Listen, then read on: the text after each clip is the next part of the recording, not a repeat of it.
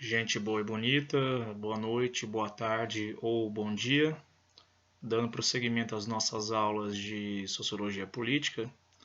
Na aula anterior, só recapitulando brevemente, nós vimos alguns conceitos como Estado, governo, burocracia, população, território e soberania.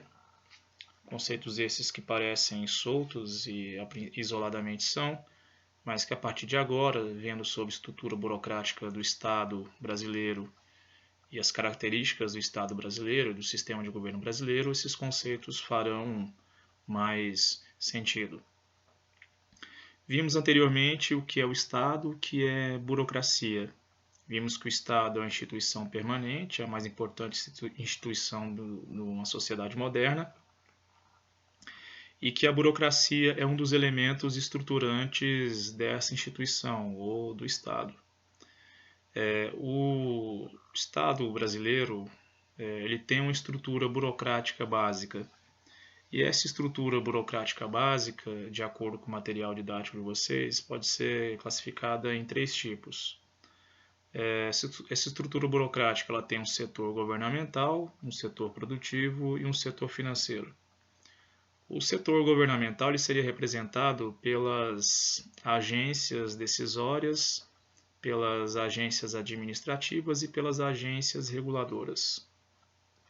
Por exemplo, o Ministério da Saúde, que faz parte desse setor governamental, ele estabelece as políticas públicas médico-sanitárias que nós temos que seguir no país. E dialoga com estados e municípios para que as secretarias estaduais e municipais implantem essas políticas públicas médico-sanitárias de nível nacional. Na atual pandemia que nós estamos enfrentando, o Ministério da Saúde está bastante visível.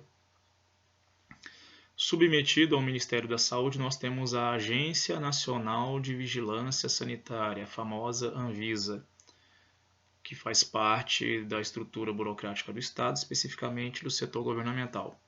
E a Anvisa ela tem, entre várias funções, a função de liberar certos procedimentos médicos que tenham sido testados e aprovados previamente, com estudos amplos e inclusive demorados. E também a Anvisa que libera medicamentos desde que esses medicamentos tenham sido previamente testados e que seja comprovado que os riscos à saúde das pessoas sejam o mínimo possível.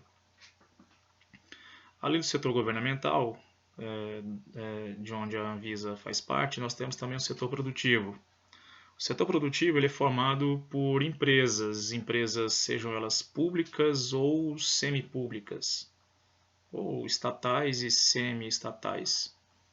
E nós vimos ano passado que a função básica de uma estatal, por exemplo, é produzir mercadorias e serviços para a sociedade de maneira geral e para o setor produtivo de maneira particular. Exemplo, a Petrobras, que é a nossa maior semi-estatal ou estatal mista, ela é responsável pela extração, pelo refino e pela distribuição de petróleo e seus derivados em todo o território nacional. A Eletrobras, ela é totalmente estatal, pelo menos por enquanto, existem planos de privatização em relação a ela. Ela é responsável por coordenar a produção e a distribuição de energia em todo o território nacional. Então, Petrobras e Eletrobras são exemplos de elementos constitutivos do setor produtivo, da estrutura burocrática do Estado brasileiro. Nós temos também um setor financeiro, terceiro e último. Esse setor financeiro ele é formado por bancos, bancos esses totalmente bancos estatais ou bancos privados. Os bancos públicos ou os bancos estatais especificamente, como por exemplo Banco do Brasil e Caixa Econômica, eles têm várias funções, entre elas coordenar as movimentações financeiras de nós, pessoas físicas, e também de pessoas jurídicas em todo o território nacional.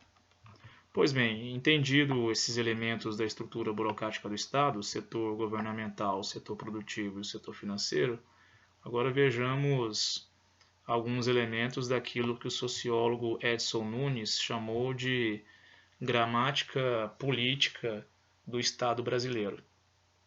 Alguns elementos constitutivos do Estado brasileiro, mas que nós também vemos em outros estados independentes e soberanos pelo mundo afora. Estados com mais problemas até que nós ou estados que tenham menos problemas do que nós. O Edson Nunes ele propõe, por exemplo, que nós percebamos que o Estado brasileiro ele é caracterizado, entre várias situações, pelo corporativismo. E o que é esse corporativismo? O corporativismo é a formação de agrupamentos profissionais, sejam eles vinculados diretamente ao Estado ou não, e esses agrupamentos profissionais eles têm poder de pressão para defender seus interesses. Então, quando falamos de funcionários públicos de certa categoria que se reúnem e pressionam o governo por reajuste salarial e melhoria nas condições de trabalho, eles estão exercendo aquilo que nós chamamos de corporativismo, o que não tem problema nenhum.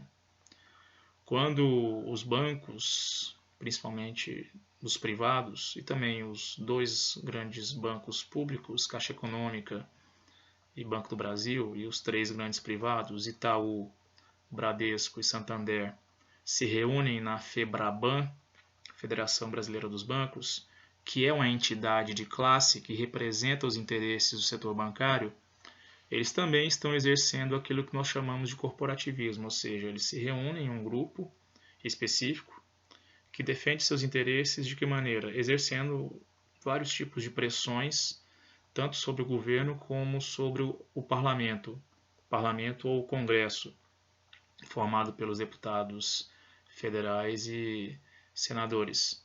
E a FEBRABAN, por exemplo, e o corporativismo que ela exerce, influencia diretamente na política financeira que os bancos em geral adotam e que tem influência direta na nossa vida cotidiana. Um segundo conceito que o Edson Nunes propõe da gramática política brasileira é o de clientelismo. Esse é bastante conhecido e nós vemos bastante em história, principalmente quando nós aprendemos sobre República Velha, ou a Primeira República, de 1889 a 1930. Mas elementos clientelistas ainda hoje existem e são bem evidentes em situações contemporâneas e bem visíveis a nós. Clientelismo é simplesmente a troca de favores. Troca de favores por duas figuras. Quem detém o poder ou quem espera deter o poder e quem vota. Quem detém o poder, no caso, governantes e parlamentares, ou pessoas que queiram ascender aos cargos de governantes parlamentares, e as pessoas que votam, no caso, nós, cidadãs e cidadãos brasileiros. Como esse clientelismo funciona? Quando um certo grupo de empresários apoia um certo candidato ao governo ou ao parlamento. Apoia no sentido financeiro. Após as eleições, caso eleito seja esse governante ou esse parlamentar, ele vai usar do seu poder político para beneficiar os seus apoiadores. Então, se eu, por exemplo, sou cabo eleitoral de algum candidato a governo ou parlamento, e caso esse deputado ou governante seja eleito, se ele me nomear para algum cargo comissionado, que é temporário, enquanto durar o mandato desse governante ou desse parlamentar, é uma prática clientelista. Outra prática clientelista que acontece pelas zonas interiores do Brasil é quando um certo candidato realiza certas obras em épocas próximas das eleições e realiza essas obras como um caráter de favor à população e espera que essa população vote nesse candidato. Temos um exemplo bem próximo de nós, mas deixamos esses detalhes para depois. O terceiro conceito é o conceito de insulamento burocrático. Aí é preciso que nós lembremos da velha burocracia. O que é o insulamento burocrático? Ele é formado por ilhas de racionalidade, ou seja, grupos de burocratas. E esses grupos de burocratas, eles visam controlar, eles tentam controlar as práticas clientelistas dentro do Estado e tentam filtrar as pressões sociais que existem sobre o Estado, sobre o aparelho estatal. Exemplo, quando burocratas do Ministério da Saúde, funcionários técnicos, liberam um certo grupo ou lote de vacinas para determinada doença, eles se baseiam estritamente, ou deveriam se basear, em critérios racionais, como, por exemplo, informações sobre os grupos de pessoas de certa região, de certo município, de certo estado, que vão ser beneficiadas ou que precisam dessas vacinas. E o último conceito da gramática política brasileira é o conceito de universalismo de procedimentos, que também tem relação com a burocracia. O universalismo de procedimentos, é a burocratização das rotinas administrativas. Traduzindo, o impessoalismo das rotinas administrativas. Não ajudou nada, calma. É quando nós combatemos os privilégios para certos grupos baseados no controle do Estado, seja de parcelas pequenas ou de parcelas grandes do Estado. E quando nós implantamos procedimentos racionais para administrar esse Estado e seus componentes. Um exemplo de universalismo de procedimentos.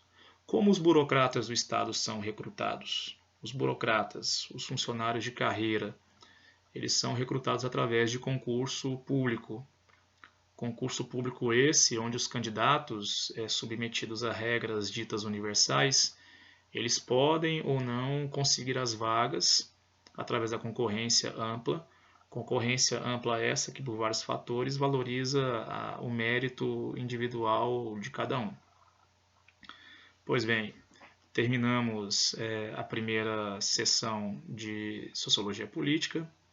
Depois nós veremos a continuação de Sociologia Política, mas enfatizando sobre os elementos da democracia, no geral, e sobre a democracia e a cidadania brasileira em particular.